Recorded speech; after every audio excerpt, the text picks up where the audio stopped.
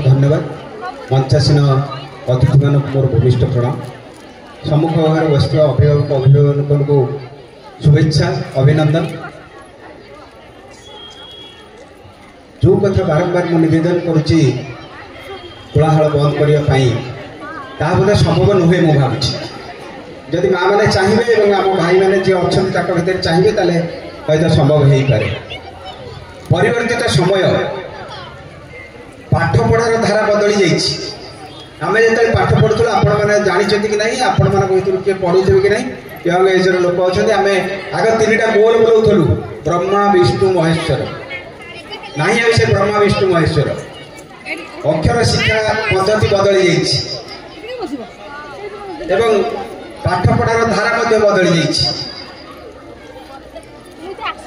यही आधुनिक जुगरे समाज जो पतन आड़ गति करुच्ची केवल शिक्षा व्यवस्था एवं समस्ते अभियोग कर पिला माने आजिकल खराब हो गले प्रकृत में संपूर्ण असत्य। पिला माने कहीं खराब नुहति आम पिला को गढ़ार कायदा जाने खराब हो गुरुजी गुरुमा एवं अभिभावक अभिभाविका एथे आप द्विमत हे ना कारण आप आत्मविश्लेषण करती आप कार्य को विश्लेषण करती आप निजे जानवे कि आमर त्रुटि कौटी आमको पिला को गढ़ार कौन असुविधा हो अभिभाषण देवी ना खाली गोटे कथा बारंबार निवेदन करी आमर जो वक्ता आसछन्ति स्पेशली जे चाइल्ड साइकोलॉजी पिलार मनस्तत्व उपर पिला कौन चाहूँगी गोटे 3 दिन 4 दिन तले गोटे वीडियो देखी जड़े माँ गोटे पिला को पढ़ाऊँ बाड़ौं कहते से बाड़ेला लोग जो तू पढ़ लेके लेके लेके बाड़ौं कहते कहीं भी करुवे मुझे लिखी थी पढ़ेबार तरीका या नुहे पाठ पढ़ेबार तरीका या नुहे से पिला कहूँ कहते तो घर बाहर करदेवी ना मुझे पढ़ेबी मुझे आउ क्या घर रही से पिला कहूँ जब कहीं वीडियो देखी थे जानते जदि कहीं वीडियो देखी थे जानते से कहूँ ते बाड़े तो गोड़ भांगीदेवी माँ कहूँ पिला कहूँ मुझे तो गोड़ भांगीदेवी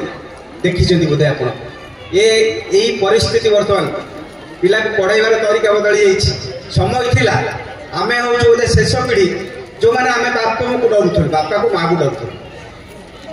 पुणी आम से प्रथम पीढ़ी जे आम पिला को डरुच आपण मैंने आप पिला को डरुच कटु कथा कही हेनी एकमात्र संतान गोटे पुओ गोटे झील दुई ना आ पिला जहाँ कह मोबाइल किणिकी दियो किणिकी दबा से किसी भूल ना खाइबी गुपचुप चाट बजार में ठिया खाइबी हाँ खाओ से किसी दुविधा नहीं निजे खाइबा खोइबा इत्यादि कथा खाली सूक्ष्म कहूँ मु आशा करुच्ची आम गहन जो वक्ता अच्छा भाषण अभिभाषण वक्तव्य मार्गदर्शन आपण मैंने निश्चित भाव में शुणु एवं 100टा कथा शुणिले आप गोटे कथा नवेदन आप शुणु विश्लेषण करूँ सी कौन कहले भर जब किसी भल लगुच